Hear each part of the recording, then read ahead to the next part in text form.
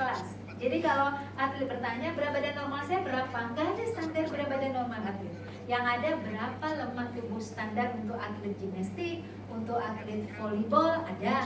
Kemudian berapa standar massa ototnya ada. Tapi berapa standar berat badan atlet tidak ada. Ya, tapi kalau alat terbatas, terpaksa kita masih menggunakan rata-rata dari berat badan. Nah, lalu keseimbangan energi dibutuhkan nanti kalau kita dapatkan atlet yang anak dan remaja, berarti adalah untuk pertumbuhannya, kinerja latihannya, dan kemudian memenuhi persyaratan berat badan yang saya katakan tadi. Kadang-kadang ya gimnastik ini mau berangkat ke pertandingan tertentu, dia harus turun 3 kilo dengan standar berat badan sekian gitu ya. Harusnya kita kalau dia mau turun 3 kilo kita kejar dari lemak. Dari lemak nggak bisa, kita kejar dari air. Jadi lemak dulu. Lemak nggak bisa dalam waktu cepat, kita kejar dalam air. Tidak boleh mengejar di otot, tidak boleh luntur di mineralnya, tapi hanya lunturnya di lemak sama air. Tapi kalau air konsekuensinya adalah performanya sedikit menurun. Itu kita akan terjadi tuh teman-teman yang kita di order ya, di RCC di order, ayo dong ini mau tanding, berat badannya harus 60 kilo, sekarang 65 nih, tolong dalam waktu 2 minggu jadikan 65 kilo disuruh turunkan. Bermain di mana? Lemak dan air. Nah, kalau ingin membuang air yang banyak, memang kalori harus karbohidrat kita kurangi, itu air banyak itu keluar ya. Nah, tapi resikonya performanya tuh gini. Kemudian khusus untuk atlet perempuan terkait dengan menstruasi dan lain sebagainya. Next. Nah, sekarang kita lihat nih ada contoh teman-teman. Ini kemarin sudah memahami ini sama Mas Maulana ya tentang komposisi ini ya, ini kasus ya. Ini kita lihat seorang atlet ya. Nah, mari kita lihat di sini di total body waternya, di proteinnya, kemudian di mineralnya bagus ya. Kalau kita lihat proteinnya 8, bagus. Mineralnya 2,79, bagus. Body fat mass-nya 6,7. Ya, ini kan rendah ini ya, 6,7. Nah, tapi kemudian ini tuh kadang-kadang permintaan dari pelatih tuh. Ya, kalau secara keseimbangan hormonnya udah terganggu nih teman-teman. Kalau ada perempuan lemaknya di bawah standar 10 untuk kategori dia, pasti udah ada apa-apanya dengan hormonal perempuannya dia. Nah, kita ini nggak bisa memaksakan dia dikembalikan ke 10. Kalau rusak performanya kita tanggung jawab. Tapi kita menyelamatkan dia. Standarnya saya menanyakan, ini mau dipertahankan 6,7? Iya. Dia harus pertahankan itu, nggak boleh dinaikin. Berarti konsekuensinya tahu, kita harus pertimbangkan apa zat yang bisa membantu efek samping dari lemak 6,7. Berarti protein naik, zat besi naik, kalsium harus naik. Dua hal ya. Tapi ini nah, ini nggak tahu di sana ototnya udah bagus ya, ototnya itu mencapai 108%. Nah, tapi otot 108% itu sebenarnya belum terlalu baik ya. Kalau teman-teman bandingkan ini ya, ketersediaan proteinnya bagus ya, 8 bagus ya. Tapi ototnya cuma 100 di bawah 110. Otot yang bagus untuk atlet itu di atas 110 teman-teman. Ada yang bisa jawab nggak ini kenapa terjadi? Kalau ada teman-teman yang bisa jawab bagus. Kenapa dia proteinnya bagus 8, tapi SMM-nya nggak nyampe di atas 110? Harusnya SMM-nya bisa 10 kalau bekalnya ada 8.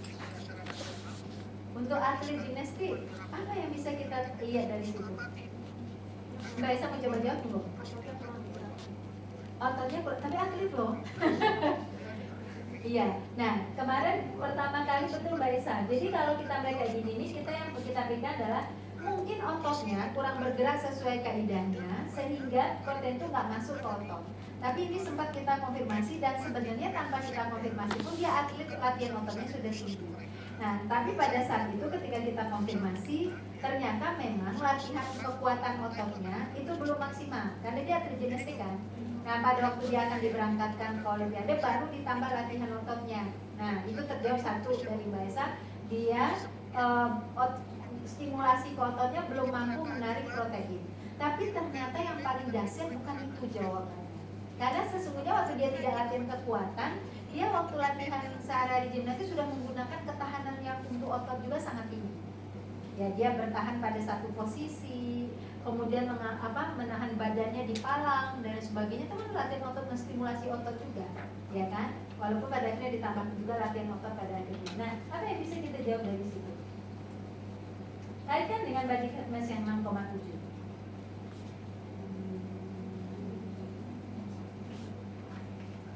Jangan lupa ya, kalau karbohidrat sangat minim, maka otot itu nggak bisa, protein nggak bisa sampai ke otot, teman-teman.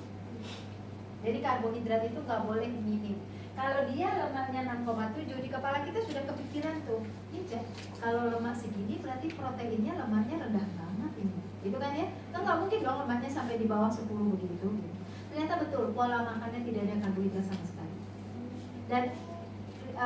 Dan atletnya itu udah emosinya udah nggak bisa diselamatkan lagi, udah marah-marah emosinya. Orang nggak dapat karbohidrat, emosinya terlalu itu. Bagaimana kita bisa memberikan sentuhan itu kalau alasan-alasan ini bisa kita jawab, teman-teman? Nah, itu kita dengan siapa menyampaikan? Dengan pelatihnya, dengan coachnya kita ngobrol, begini loh. Makanya saya kalau ketemu atlet saya selalu bilang, coachnya harus ikut, jangan saya sama atletnya aja, harus ikut dengerin, gitu ya. Jadi tujuannya biar sampai ke, karena pelatih yang mendampingi atlet itu kemanapun dia pergi. Next, itulah penggunaan ini ya. Jadi penggunaan teman-teman tuh assessmentnya begitu, dilihat dari sana gitu ya. Nah, ini kita ya, boleh kita lanjut lagi. Nah, ini kalau atletnya B ya, kalau atlet B ini emang PR banget nih, pemula masuk nih. Nah, ini teman-teman kalau dapatkan angka ototnya nggak sampai 100, fokus di otot sini ya, teman-teman, fokus di otot ini.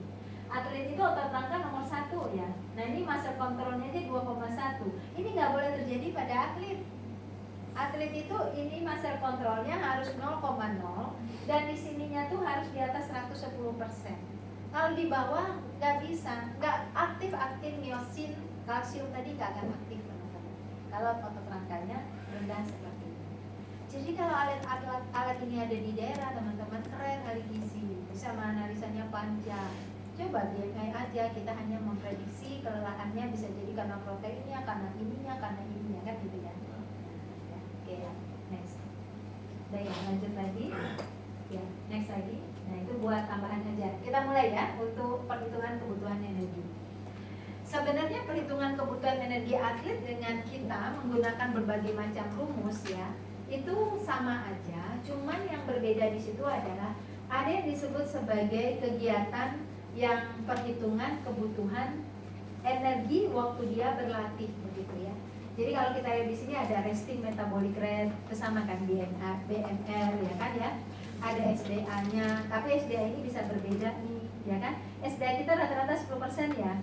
Atlet itu bisa berbeda. Kalau misalnya atlet binaraga yang proteinnya 2,5 gram per kilogram berat badan, ya kan? Mestinya SDA-nya nggak 10, bisa 15, bisa 20, bisa 30. Karena kalau protein itu SDA-nya berapa? 30%. Kalau karbohidrat berapa? SDA-nya? Ayo, ini kan basic lagi. Berapa SDA karbohidrat? 4%. SDA-nya lemak berapa? Lupa semua ya pelajaran basic ya. Nah, SDA-nya karbohidrat kan 4%, SDA-nya lemak 6, SDA-nya protein 30. Tidak mencoba tuh. Dirata-ratakanlah, muncullah angka 6 sampai 10, lalu kita ambil 10. Tapi bisa jadi kita modif di lapangan karena binaraga dia pakai 10, mungkin 20, ya kan, karena dia tetap harus konsumsi lemak dan karbohidrat gitu ya. Nah, kemudian ini yang SPA mulai dikembangkan. Tapi pada akhirnya teman-teman, ini hanya untuk teman-teman tahu, ini loh basic penentuan kalori yang 3000, yang 4000. Tapi angka yang kita keluarkan nanti nggak sejelimet ini. Jadi ini hanya basic teman-teman. Kenapa harus menghitung? Karena tahu dasarnya dari mana. Nanti kalau udah atlet nggak begini lagi. Kita udah bisa memprediksi berapa yang dia makan dan bagaimana komposisi tubuhnya saat ini, mana yang kita perbaiki. Kayak atlet gimnastik tadi, saya nggak hitung pakai rumus. Saya cuma tanya makanannya dari pagi sampai malam, saya keluarkan energinya, dapat energinya misalnya 3000 kalori. Lalu kita lihat ototnya rendah, berarti yang saya perbaiki proporsi proteinnya aja, kalorinya nggak usah kita perbaiki. Karena kata pelatihnya berat dia 40 aman atau enggak? Kata pelatih aman, Bu Rita, jangan nambah-nambah lagi dari 40. Berarti kita nggak usah nambah kalorinya, biarkan 3000. Tapi karena ototnya rendah, proporsi protein yang kita ubah dari 3000. Itu teman-teman. Jadi nanti satu atlet tuh 30 menit kelar kitanya, karena kita nggak menghitung sejenak ini, tapi kita ngerti itu dasarnya udah mempertimbangkan apa. Oh, sudah mempertimbangkan RMR, SDA, aktivitas fisik, faktor pertumbuhan, SPA, TA, dan seterusnya. Next. Nah, lanjut. Ya, nah berikutnya ini ada rumusnya banyak nih teman-teman. Ada Harris Benedict, ada Owen, ya kan? Untuk BMR ini untuk resting metabolic rate, ada MIFIN, ada Cunningham, ada WHO, ada perhitungan sederhana yang pakai 40, pakai 25, pakai 30, kan ada kayak gitu ya. Nah, yang mendekati kebutuhan atlet sesungguhnya, teman-teman coba tebak-tebakan. Siapa teman-teman? Belum semuanya mana? Yang paling mendekati punya atlet siapa teman-teman? Kalau rumah sakit pakai Harris Benedict kan? Ya. Kalau atlet enggak? Mana yang paling dekat biayanya? Nah, coba kita lihat ya. Next. Tuh, coba teman-teman lihat. Mana yang paling dekat? Yang warna apa? Yang sesungguhnya aktualnya adalah yang warna dongker ya. Dongker tuh aktual kebutuhan atletnya. Dicarilah perhitungan rumusnya banyak tuh ya. Nah, mana yang mendekati? Owen. Ya kan? Jadi teman-teman pakailah rumus Cunningham. Tapi nanti dalam pelaksanaannya enggak ya. Ini hanya teman-teman tahu dulu basicnya, cara ngitungnya gimana-gimananya. Tapi nanti kalau dalam pelaksanaannya seperti yang dikatakan tadi, assessment aja kebiasaannya. Jadi kemampuan kita adalah kecepatan dalam memprediksi kalori dari apa yang dia jelaskan. Coba sebutkan dari pagi sampai malam apa saja makanannya, urut dari mulai dari bangun tidur terus, kemudian ingatkan dia, langsung kita tahu oh pagi ini langsung sekian kalori, sekian kalkulator kepala kita udah jalan. Terakhir dia selesai menyebutkan kebutuhannya yang dia makan 3.000, 3.500. Baru kita cross check nanti berat badan dia mau dinaikin atau diturunkan oleh si pelatihnya. Kalau enggak kita tinggal merubah proporsi. Kalau seandainya mau dinaikin, berarti kita tambahkan asupan energi. Kalau mau dikurangi, kita kurangi asupan energi dari yang biasa dia makan. Kita definisikan 500, kita definisikan 600, tergantung kebutuhannya mau mencapai yang mana. Gitu ya praktisnya di lapangan. Lanjut. Nah, ini adalah cara menghitung BMR untuk atlet. Gampang kok teman-teman, tinggal lihat jenis kelamin, berat badannya diambil untuk hitungan matematika penggenapan ke atas atau ke bawah, lalu usianya, lalu setelah itu tinggal dilihat berapa kalorinya. Kalau ada angka yang sama 18 dengan 30, teman-teman bisa memilih pilih yang mana ya. Karena standar yang kita punya dari Burke 92 belum ada tandingannya. Nggak tahu kalau yang sudah baru ada tandingannya, bisa pakai yang terbaru ya. Lanjut. Nah sama ya, ini untuk perempuan ya. Lanjut. Nah kemudian pindah ke SDA tadi ya. Tadi sudah saya sampaikan SDA di awal, bagaimana perkiraan antara ada yang SDA-nya berbeda satu sama lain. Nanti teman-teman mau pakai 12, mau pakai yang lain sebagainya, sesuaikan aja. Tapi kita ngerti kalau asupan proporsi zat gizi makro pada atlet, kalau dia anaerobik itu ke protein, kita boleh pakai lebih dari 10. Tapi kalau dia endurance itu lebih banyak ke karbo, kita bisa boleh pakai 10 ke bawah. Next. Ini kebutuhan energi tambahan. Kalau atlet yang didapat adalah atlet anak-anak dan remaja. Ya, next. Nah, ini nilai physical activity. Teman-teman boleh pakai ini, tapi kalau atlet yang di pusat pelatihan, kadang-kadang kita pakainya angka 1 aja udah. Soalnya dia setelah berlatih tidur, ya kan, nggak ngapa-ngapain lagi, nonton TV apa gitu. Jadi kita bilang aja bed rest 1. Kan yang waktu latihannya udah kita hitung. Ini di luar dia berlatih, ya. Jadi bisa aja 1. Oh iya teman-teman, ini kan jam snack, kalau mau ambil aja ya. Ya, boleh santai aja ya. Lanjut lagi. Nah ini rata-rata tingkat aktivitas masih sama, mau pakai Burke 92 atau pakai cara tadi, boleh ya. Lanjut lagi. Nah baru kemudian perhitungan energi ini kita gabung, tapi ini yang tanpa latihan ya. Kita selesaikan ini dulu. BMR-nya tadi udah dapat. Kita tambah SDA mau pakai 10%, mau pakai 20, mau pakai 30 ya. Monggo. Faktor pertumbuhannya kalau dia lagi pertumbuhan ditambahkan. Sudah dapat, kita kalikan aktivitas fisik. Teman-teman mengalikan dengan 1 atau 1,1 atau 1,2. Monggo, mau dikalikan dengan berapa? Ya. Dapat di 1, simpen nih data ini, simpen. Ya. Nah, karena dia atlet, ini yang kita mulai hitung pelan-pelan. Nice. Ya, boleh kita lanjut lagi. Nah, ini dia. Untuk menghitung kebutuhan kalori di luar dia hari-harinya dia, ini harus kita hitung khusus. Teman-teman tinggal mengalihkan melihat cabang olahraganya. Misalnya cabang olahraganya bola basket. Berat badannya berapa? Misalnya berat badannya 70, ya. Lalu berapa kalorikah yang terpakai untuk dia berlatih dalam per menitnya? Ya, misalnya kalau dia berat badannya 70, dia bola voli, berarti per menitnya kalori yang terpakai itu dia adalah 4 kilokalori gitu. Per menitnya tuh.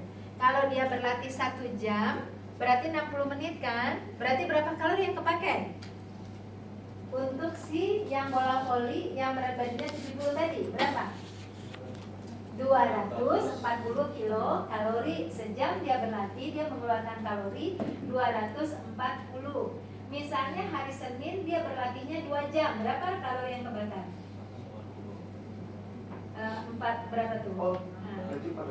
Iya, 480 satu hari itu karena 2 jam. Itu hari Senin.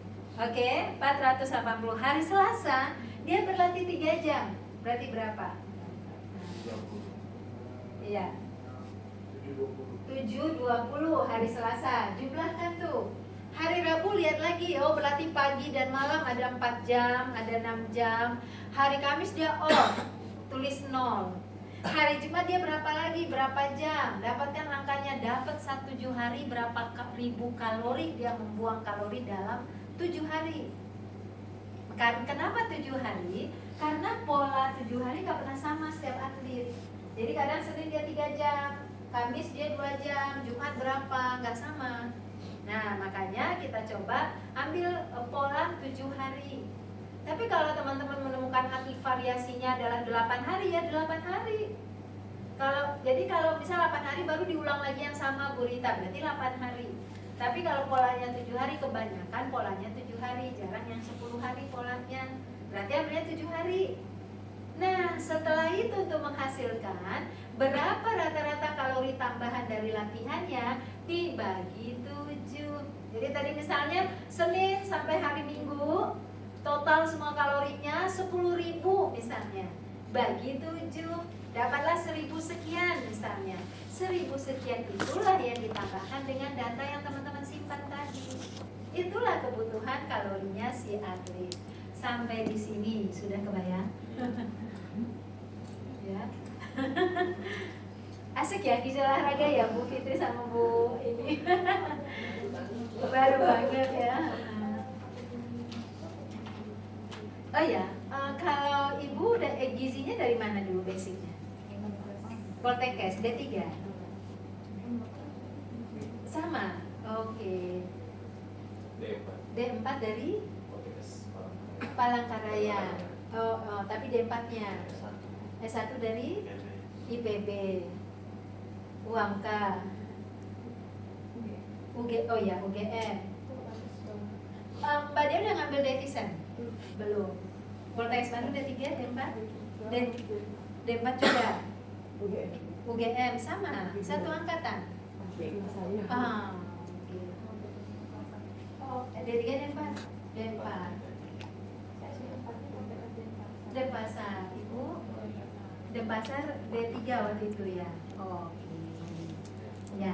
Nah, jadi kalau dulu kita kan harus genetik di kampus ya kan. Cuman waktu yang dapat 2 SKS-nya atlet kan ada lagi perhitungan itu, cuman mungkin masih lupa gitu ya. Nah, kayak gitu. Tapi kita hari ini pakai Kanham. Jika datanya lengkap pakai Kanham, lalu tambahkan nanti yang di luar Kanham itu kan. Kanham itu hanya kan terkait RMR aja. Yang latihannya kan belum termasuk. Sampai di sini ada pertanyaan teman-teman sebelum melakukan perhitungan, boleh di next lagi Mas Bani. Ini lengkap ya. Kalau teman-teman tidak menemukan olahraganya dengan yang ada di sini, mana bikin persamaan aja. Iya. Nanti pelajari dulu olahraga apa yang teman-teman mau ambil, terus dicek bentuk gerakannya mirip apa ya. Nah, cari yang paling termirip dengan yang ada di sini. Itu aja. Karena kita ini kan sifatnya adalah memperkirakan, bukan harga absolut loh ya. Absolutnya adalah bagaimana setelah dia lakukan, efeknya apa, itu absolutnya. Makanya ahli gizi itu sama Andre harus bareng terus karena melihat hasil absolutnya itu tadi. Lanjut. Ya, banyak ya. Lanjut. Nah, udah. Akhirnya yang tadi data awal tinggal ditambahkan energi latihan tadi gitu ya. Sudah, itulah energi total yang didapatkan oleh seorang atlet. Baru kita pindahkan pada energi 3000 mau kita apakan, energi 4000 mau kita apakan gitu ya. Baru kita lihat proporsi dari pemenuhan kebutuhan karbohidratnya gitu. Sampai di sini teman-teman ada pertanyaan dulu sebelum kita masuk ke proporsi. Tapi cara menghitungnya teman-teman udah paham kan? Tugasnya kelompok atau sendiri? Kelompok ya. Oke, kalau yang tadi 10 sendiri ya. Oke, kali ini kelompok ya, tapi semuanya harus memahami cara ini. Baik, ada yang mau bertanya? Ya, monggo Mbak. Masih Pak. Rata-rata tingkat aktivitas di luar kegiatan latihan fisik ini kan variatif ya. Ya. Nah, yang dimaksud maksudnya gimana ya? Ini kan nggak ada keterangan volume kayak kerja sangat ringan itu kayak seperti apa, ringan sedang berat sekali ini tuh ini gimana ya? Iya. Bentuknya ya. Ya, oke. Tingkat aktivitas yang dikeluarkan oleh Burke ini sebenarnya juga untuk umum ya, tidak hanya untuk atlet saja gitu ya. Nah, yang dikatakan tingkat aktivitas yang paling ringan itu adalah bed rest, itu paling ringan. Bed rest itu sama aja dengan 1 sampai 1,2, itu paling ringan ya. Nah, setelahnya kita akan lihat kapan dikatakan sedang dan lain sebagainya. Itu beberapa literatur ngejelasinnya kayak gini. Ada atlet yang di lain kegiatan berlatihnya dia sekolah. Dari sekolah itu kita mencoba memperkirakan berapa sih energi yang dia pakai ketika dia move dalam gerakan, di luar olahraganya dia. Misalnya dia harus ke kampus, pulang lagi ke kampus gitu. Kalau itu bisa menghabiskan energi mencapai basalnya gitu ya, mencapai basal, dapat juga dia 1000 hilang dari situ gitu ya, atau lebih tinggi, jauh lebih tinggi dari basalnya, dari 1200 bisa aja 1700. Nah, makin tinggi di atas basal kita bisa katakan dia sedang, atau lebih tinggi lagi bisa berat. Tapi mendekati basal kita sebut dia rendah. Nah, kalau udah dekat-dekat basal dan bahkan di bawah, udah bed rest aja itu karena udah mirip basal. Nah, tadi Ibu Sonik bahwa atlet yang di pelatnas umumnya dia itu hanya berlatih pagi, sore, kadang siang, sisanya bed rest, sisanya tidur aja. Sehingga Ibu sering banget kalau untuk kayak gini, 1 aja deh gitu ya. Kadang yang waktu mau yang berangkat PON Olimpiade dia sudah ditaruh di satu hotel, itu mobil sudah siap antar jemput, sampai di hotel tinggal tidur, tinggal makan, tinggal itu. Nah, itu udah deh, nggak usah tambahan lagi, 1 aja atau 1,2 maksimal. Tapi kalau dia masih warawiri ke kampus bisa 1,2, bisa 1,5. Tapi kalau dia kemudian melakukan gerakan lain-lain gitu yang di atas basal sangat tinggi, bisa aja ke 1,5 gitu sih. Jadi lagi-lagi prediksi, tapi standar yang digunakan di literatur adalah berapa jaraknya dari basal. Kalau lebih kurang sama dengan basal, sama aja kita nilai 1. Kalau di atas basal sedikit 1,2. Kalau lebih banyak di atas basalnya, aktivitas di luar dia berolahraga, itu bisa kita kasih sedang atau berat gitu. Ya. Oke, satu lagi ada yang mau bertanya sebelum lanjut? Gak ada? Kita lanjut ya.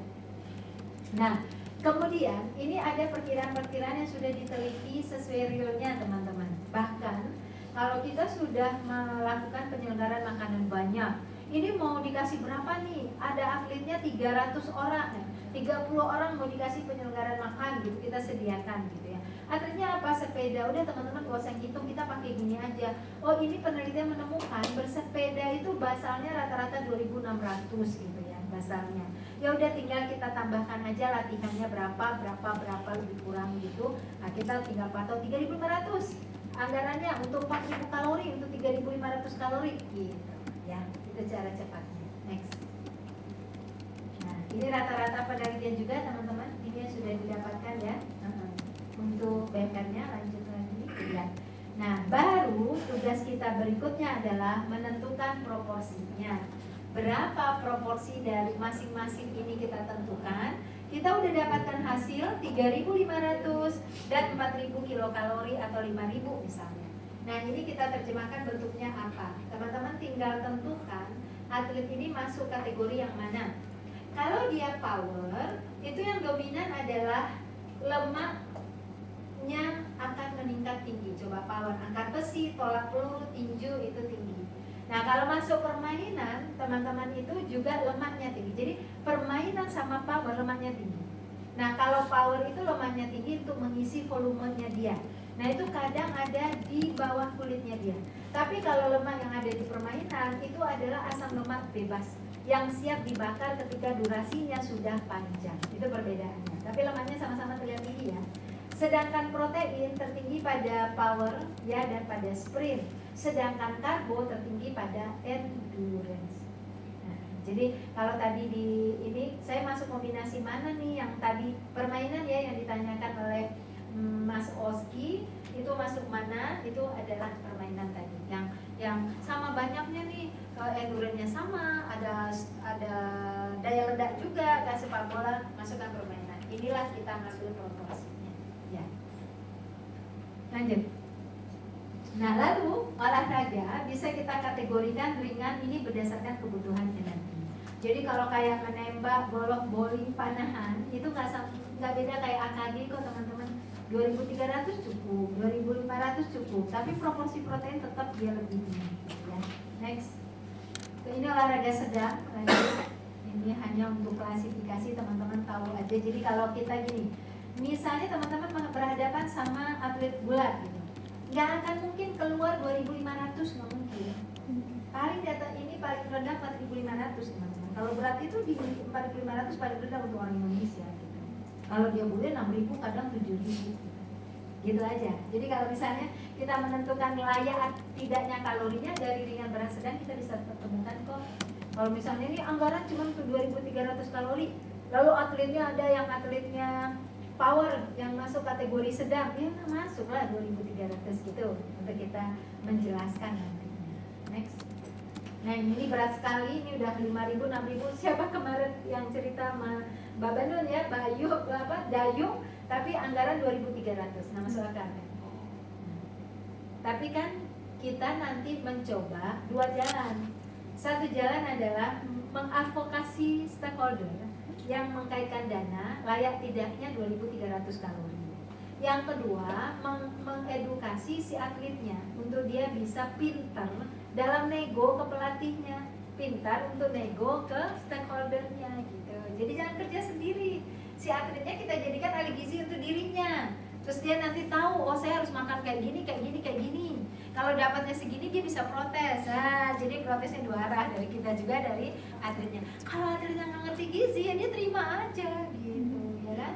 Jadi makanya kita harus gencar membuat si atlet itu ngerti gizi gitu. Tapi sebelum atlet itu ngerti gizi, ahli gizinya harus ngerti dulu gitu kan ya. Jangan atletnya juga ngertinya cuma AKG gitu kan ya. Ini sudah ilmunya khusus. Iya, ya, lanjut. Ini adalah akibat asupan energi yang tidak adekuat, performanya buruk, ya kan, gagal lah prestasi ya. Peningkatan kehilangan jaringan lemak, nah itu bisa kalau perempuan berpengaruh pada menstruasi gitu ya. Peningkatan kehilangan jaringan otot, nggak boleh teman-teman atlet itu sesuai slide pertama saya, kita fokus pada otot gitu ya. Penurunan kekuatan dan daya tahan otot, fungsi imun. Teman-teman pernah nggak ada orang mau mulai olahraga malah sakit? Ada nggak? Banyak nggak yang kayak gitu? Iya kan? Olahraga itu menurunkan imunitas teman-teman. Olahraga itu menurunkan, mematikan banyak sel darah putih. Itu olahraga kayak gitu. Nah, jadi yang bisa bertahan di olahraganya yang punya fungsi imunitas tinggi. Jadi banyak orang kita ini memulai olahraga malah berakhir dengan sakit. Kita tuh teruji imunitas kita tuh bagus atau tidak dikasih stimulasi gerak dulu yang tinggi. Kalau setelah itu teman-teman sakit, sebenarnya teman-teman punya imunitas yang rendah. Jadi yang tadi Mbak Esa yang sudah maraton, kemudian yang karate gitu, udah sering melakukan kayak gitu, berarti udah teruji imunitasnya. Nah teman-teman yang belum berolahraga belum teruji imunitasnya. Coba di olahraga dalam 2 minggu, fokus 3 kali seminggu, coba cek daya tahan tubuhnya. Pilek nggak setelah itu, batuk nggak, atau panas nggak setelah itu. Kalau itu terjadi, berarti imunitasnya rendah, gitu ya. Nah untuk atlet di dalam pemberian makanannya kita menjaga imunitasnya supaya bagus, gitu ya. Salam Isma. Masyarakat juga atlet berprestasi, kita bisa.